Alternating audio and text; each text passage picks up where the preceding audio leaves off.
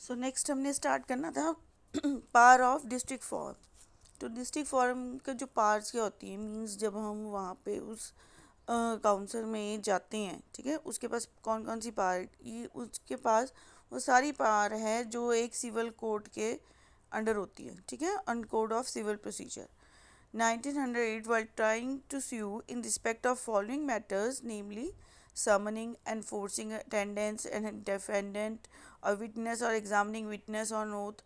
तो ये पीछे भी हमने ये पढ़े थे, ये सारे काम जो डिस्ट्रिक्ट फॉरम के होते हैं, ये जो हमारे सिविल कोर्ट होता है, डिस्ट्रिक्ट कोर्ट होता है, वो वाले काम, वो सारे डिस्ट्रिक्ट फॉरम के भी वही काम होते हैं कि समन भेजना, को चेक करना कि कौन कौन सा वो विटनेस है, उसको एग्ज़ामिन करना, वो सच बोल रहा है कि नहीं बोल रहा, कोई भी डॉक्यूमेंटेशन है वो देखना कि वो सही है कि नहीं है, जो एविडेंस के तौर पे हम लगा रहे हैं, और जो एविडेंस है उनको एज एविडेंस एफिडेविट्स के ऊपर हम लेते हैं।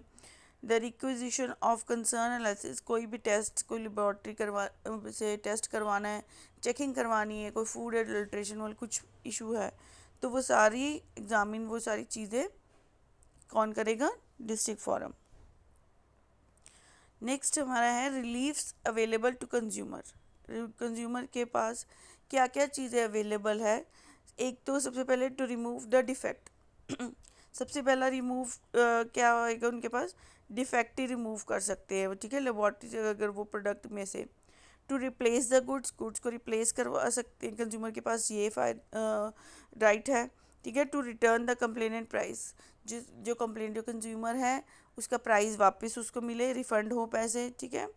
To remove the goods defects in deficiency in services in question, कोई भी सर्विसेज वाला है तो वहाँ पे वो सर्विसेज में ही डिफेक्ट रिमूव किया जाए, ठीक है, या फिर वो चीज़ें ही अनफेयर ट्रेड प्रैक्टिसेस की हैं वो बंद की जाए। And not to offer the hazardous goods for sale, to withdraw the hazardous goods from being offered by for sale, जो भी गुड्स हैं, ठीक है, वो अगर वो हजार्डस वो हैं वो उसको सेल उसकी बंद हो, ठीक है।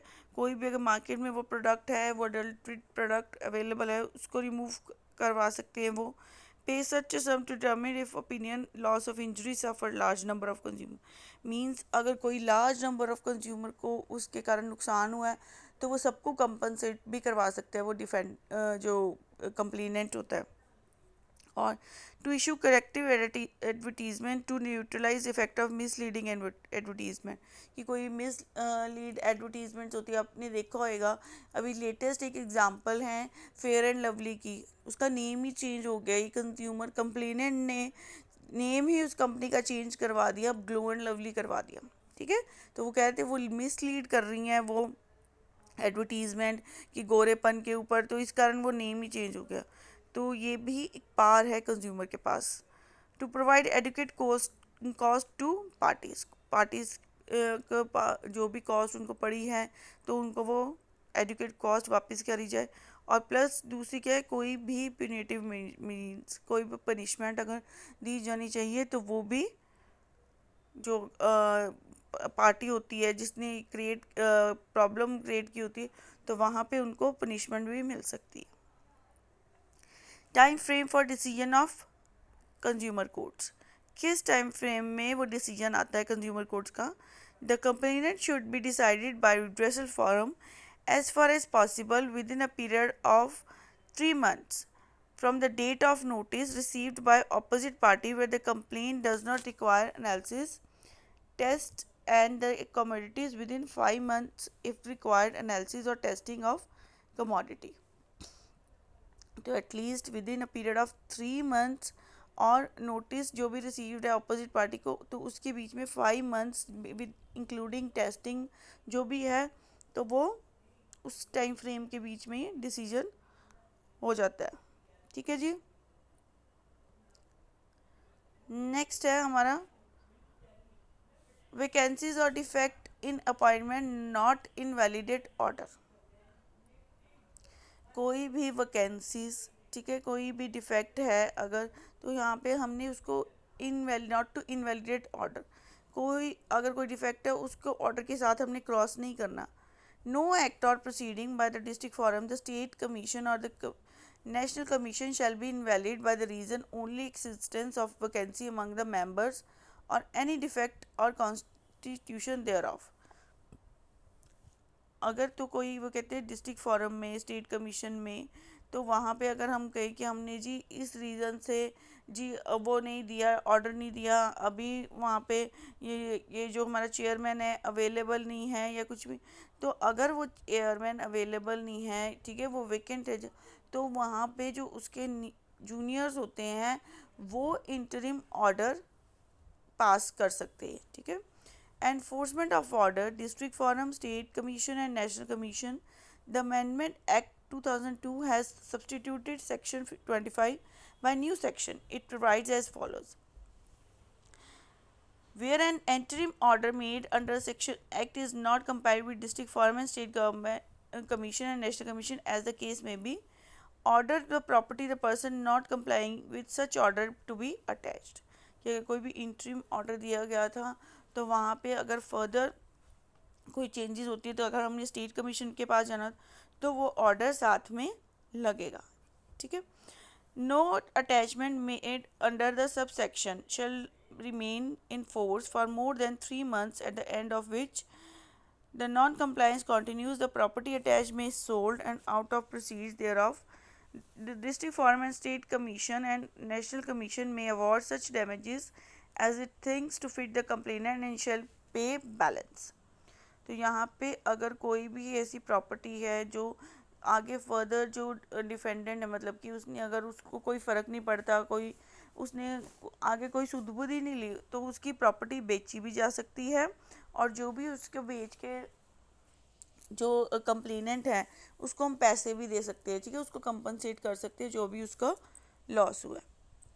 Where the any amount is due any person under the order made by district forum, state commission as the case may be, the person is entitled to amount and make an application to district forum and state and national commission as the case may be. तो जो भी अगर amount है it should be payable, ठीक है, तो वो कोई फीस है या कुछ भी है तो वहाँ पे डिस्ट्रिक्ट फॉरम चाहे स्टेट फॉरम या नेशनल जो कमीशन है उसने अगर प्रिस्क्राइब्ड की हुई है कि ये आपको अमाउंट देना पड़ेगा तो वो अमाउंट देना पड़ेगा. तो अगर खुद नहीं आप दे सकते तो वो अमाउंट कलेक्ट कर सकते हैं वहाँ पे वो collector of the district and the collector shall proceed recover amount the same manner arrears as a land revenue. जैसे हम लैंड रेवेन्यू लेते हैं वैसे ही हम वो अमाउंट उस पर्सन से ले सकते हैं, ठीक है. वो कलेक्टर जो होता है डिस्ट्रिक्ट कलेक्टर वो अमाउंट ले सकता है उनसे. नेक्स्ट है अपील टू स्टेट कमीशन. अब हम पहले कहाँ पे जाते हैं डिस्ट्रिक्ट फोरम में, उसके बाद अगर वहाँ का ऑर्डर हमें सही नहीं लगता या कोई अमाउंट हमने पीछे पड़ी थी 20 लाख से ज़्यादा होती है, फिर हम कहाँ जाते हैं सीधा स्टेट कमीशन के पास. Any person aggrieved by an order made by district forum may prefer to appeal against such order and state commission with a period of 30 days. और जो भी कहते हैं ऑर्डर है डिस्ट्रिक्ट फोरम के बाद, ठीक है, उनको पसंद नहीं आया, उनको सही नहीं लगा डिस्ट्रिक्ट, जैसे हम सिविल कोर्ट्स में भी होता है कि आपको वो ऑर्डर सही नहीं लगा तो you can go for high court and after that supreme court. तो अगर हाई कोर्ट में वही उसके बाद अगर आपको स्टेट लेवल का स्टेट फोरम का आपको सही नहीं लगा तो विद इन 30 days जो ऑर्डर पास होता है विद इन 30 days आप स्टेट कमीशन में फाइल कर सकते हो. A provision of section 15 provides that no appeal by person who is required to pay any amount in terms of order shall be entertained by the state commission. और कोई भी अगर amount रहती है चाहे वो कंप्लेनेंट की अमाउंट देने वाली रहती है या फिर तो अगर वो फिर से स्टेट गवर्नमेंट के पास जाते हैं तो वो उनको एंटरटेन नहीं करेगी अनटिल अनलेस वो डिस्ट्रिक्ट फोरम की अमाउंट जो है वो पे नहीं करते. The appellant has deposit 50% of amount 25 which ever is less, या फिर वो 50% अमाउंट दे सकता है. Section 170B provide the state commission shall orderly function and state capital and perform functions such other than the state government में notify from time to time. This is known as constitution of circuit benches, ठीक है. तो ये state capital different काम वो कहते कर सकती है गवर्नमेंट के जो भी नोटिफिकेशन है उसके अकॉर्डिंग ऑर्डर पास कर सकती है, इसको बोलते हैं हम circuit benches. Procedures available to state commission.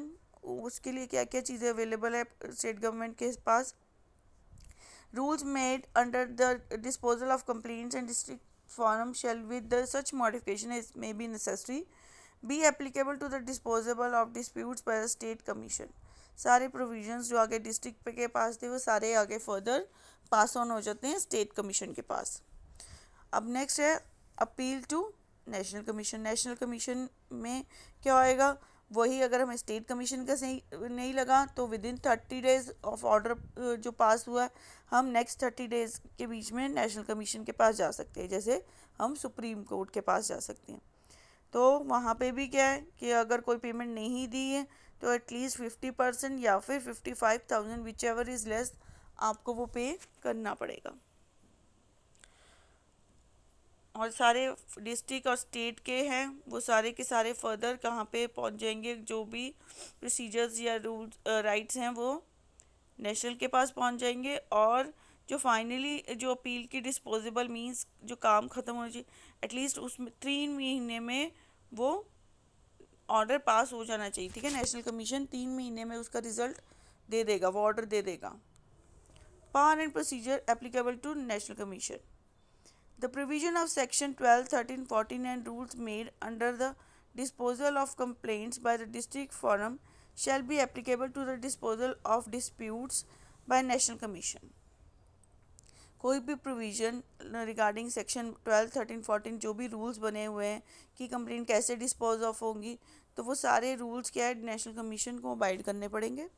National commission shall have power to review any order made by it.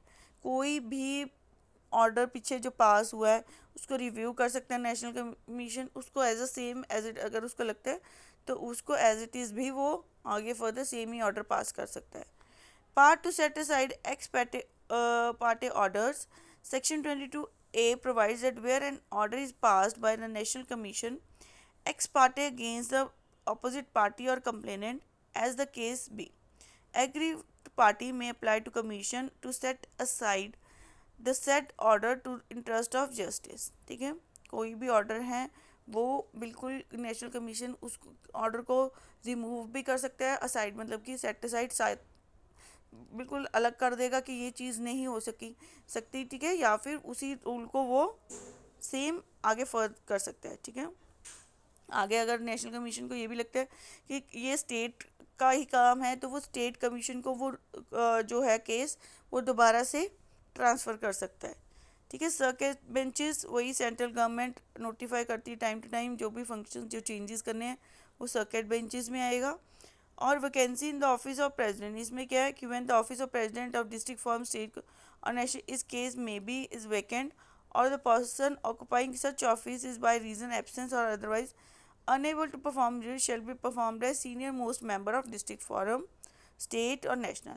Means अगर चेयरपर्सन की कुर्सी वहाँ पे खाली है, मींस वो पर्सन जो हमने मेन हेड अपॉइंट किया होता है वो अगर वेकेंट है, मींस वो पर्सन की डेथ हो गई है या वो पर्सन बीमार है कुछ भी, तो वहाँ पे जो सीनियर मोस्ट पर्सन होता है, ठीक है, डिस्ट्रिक्ट फोरम का या स्टेट का या नेशनल का, वो आगे डिसीजन या ऑर्डर ले सकता है। Do consumer forum have right to grant interim stay. ठीक है, तो वो कहते हैं जो कंज्यूमर फोरम्स हैं वो इंटरिम स्टे या टेम्प्रेरी इंजंक्शन स्टे, आपको पता है स्टे ऑर्डर्स होते हैं, तो वो कर सकते हैं कि नहीं उनके पास है। The supreme court in Morgan Stanley mutual fund versus Carrick Das and Dr. Arvind Gupta versus SEBI and others held the consumer forum do not have any power to pass any interim order. It ruled that under section 14 relief by way of ad interim stay was not at all contemplated. Therefore, the forum granted any stay by way of interim order would be acting beyond their jurisdiction under the act. ठीक है, तो ये कोई भी ये जो forum है इनके पास कोई राइट नहीं है इंटरिम स्टे, ठीक है, ऑर्डर पास करने के लिए, बिकॉज ये उनके जुरिस्डिक्शन में नहीं आता। Appeal to supreme court against the order of national commission. अब हम जो नया लास्ट फॉरम होता है नेशनल कमीशन, हम इसके भी अगर ऑर्डर है तो वहाँ पे हम अगर हमें वो भी नहीं पसंद तो हम डायरेक्ट कहाँ जाएंगे, सुप्रीम कोर्ट के पास। वो ऑर्डर जो होता है वो फाइनल ऑर्डर होता है, और इसमें भी वही 30 डेज का टाइम पीरियड है, और 50 अगर कोई अमाउंट पेबल है तो उसका 50% या फिर 55,000 विच ever is less. Finality of order. Every order district farm state and national commission shall, if no appeal has been preferred, such order is provision act be final. मतलब अगर डिस्ट्रिक्ट कोर्ट में गए हो आपने, उसके बाद फर्दर प्रोसीडिंग्स नहीं की, तो वहाँ उनका ऑर्डर फाइनल है. डिस्ट्रिक्ट के बाद अगर अपने स्टेट वाले के पास गए हो, वहाँ उसके बाद नहीं कोई अपील करी है, तो उस वो ऑर्डर फाइनल. मीन्स जो भी ऑर्डर के बाद हमने प्रोसीडिंग फर्दर नहीं की, that order is final order. Next है limitation of period. The district forum, state commission and national commission shall not admit a complaint unless it is filed within 2 years from the date of which cause of action has arisen. जो time period है means जो भी आप complaint करते हो, अगर आपको कोई प्रोडक्ट या कोई इशू ऐसा आया था, तो वो जो अपने अगर आपने यूज़ किया है तो उसके 2 साल के अंदर अंदर वो कंप्लेंट हो जानी चाहिए. उसके बाद अगर आप कंप्लेंट करते हो तो उसका कोई फ़ायदा नहीं है, वो आपका कंप्लेंट सुनी नहीं जाएगी. ठीक है, आप 2 साल के लिए मतलब कि आपने 2 ईयर्स में आप फाइल कर सकते हो, और आपने पहले क्यों नहीं की तो वो आप रीज़नेबल टाइम दे सकते हो. ठीक है. However, complaint may entertain after specified period of 2 years if the company is satisfied with district form. अगर आप 2 साल के बाद भी कर सकते हैं अगर आपके पास कोई वैलिड रीज़न है. मींस आप आउट ऑफ कंट्री थे, या आप बहुत बीमार थे, बेड पे थे, कुछ भी ऐसा इशू है कि वो आप नहीं कंप्लेंट कर सके, कोई भी फाइनेंशियल इशू या किसी भी कारण, तब अगर वो स्टेट, डिस्ट्रिक्ट या नेशनल को सही लगता है कि हाँ ये रीज़न वैलिड है, तो आप 2 ईयर्स के बाद भी फाइल कर सकते हो. With this your chapter is complete and your book is also complete.